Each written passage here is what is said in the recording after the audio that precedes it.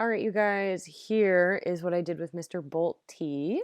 So you'll see me use the leash a lot as like a boundary, and he gets kind of frustrated with it. But with him, I can't put my like hands and feet in there because when he wants something, he'll respond if I do that. So I use the leash mainly. So you'll see him get a little bothered by it.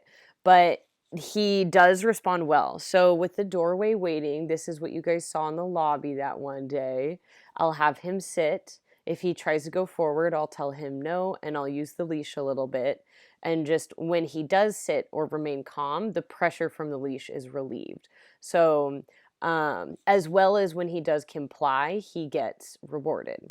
So then, once he did that well, we started to work with something that was driving him. So for him, it's this doorway. So you'll see him get really frustrated in this next moment because for him, he's like, I want to go out the door. And I'm telling him this way that I'm turning, and he's got to follow through. So I want you to think of like the door is kind of our baby step towards like other dogs or people or things where he's like, I want to like look at that or I want to like respond to it. And we have to give him some sort of cue and have follow through on that. So, and I'll give you a rundown of the cues that I'm using.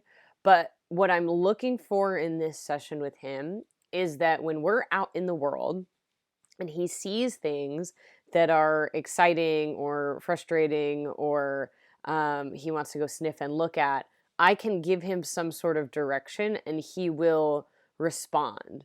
So, this is like, again, our foundational work for moving up to other people and dogs.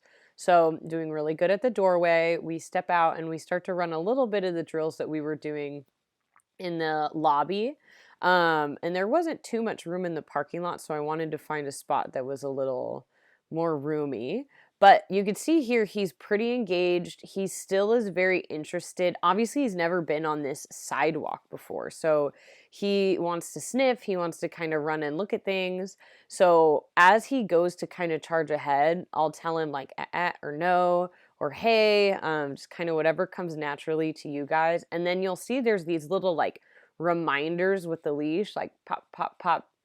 And I just want those words that I'm saying for him to be a signal that he needs to respond to me. So here you'll see it a little bit more in action. So the first cue I want to start working with him on is leave it when it comes to the other dogs and people. So there's a sniff on the ground, things he wants to look at, and I would tell him leave it. And he kind of gets like flustered. And then once he re engages with me, I tell him good. And I can reward this, or I could just encourage good, good, good, good, good. Um, and telling him good or yes are his like signifiers that he just did what we were looking for and it may warrant a reward. So it's kind of like red light, green light.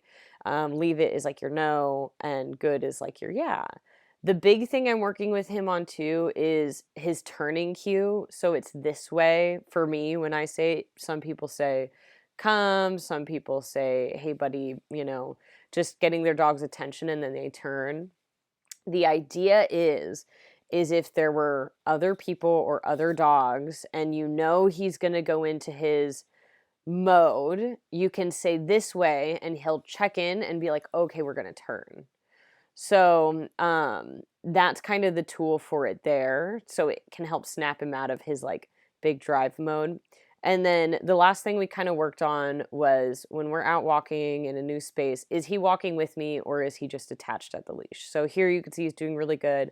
I was just doing some pace changes. I moved fast first and implemented those cues, leave it this way, good. And now I'm moving really, really slowly, implementing those cues. And you can see like right there, I just said this way, and he turned to look at me and turned with me. And then I asked him for a sit, and he was still kind of distracted by the environment. But when he did sit, I do reward him, and I do want you guys to bring rewards with him on some walks right now. Your big focus during walks is going to be this foundational work without anybody around first, okay? And we can't like ride a motorcycle if we've never ridden a bike without training wheels. And that's kind of like what it would be like for Bolt if we kind of put him in a situation where there's like dogs and people, and then we like expect him to know all this stuff. He's got to learn this like language first of what we expect in a normal setting before we make things more complicated. And this is just my second session with Bolt. Our first session was very, very assessment, me learning his ticks and his quirks and things like that, and just establishing some sort of language. So in the next few sessions, I want to start layering in other dogs and people kind of walking by, and maybe even trying to find a way where the leash, I don't have to rely on the leash so much to handle him, because I am building that trust with him where he now kind of really understands that when I ask him to do something, he'll do it. But I just want to make sure he doesn't need to get snippy or anything. So there's a few things I do want to try with him, but I think the leash and the collar is just his setup because he gets too excitable to try to put anything else on him. So other than that, I hope this was informative and helpful for your practice, and I hope you guys are having a great day wherever you're at, and I will talk to you soon.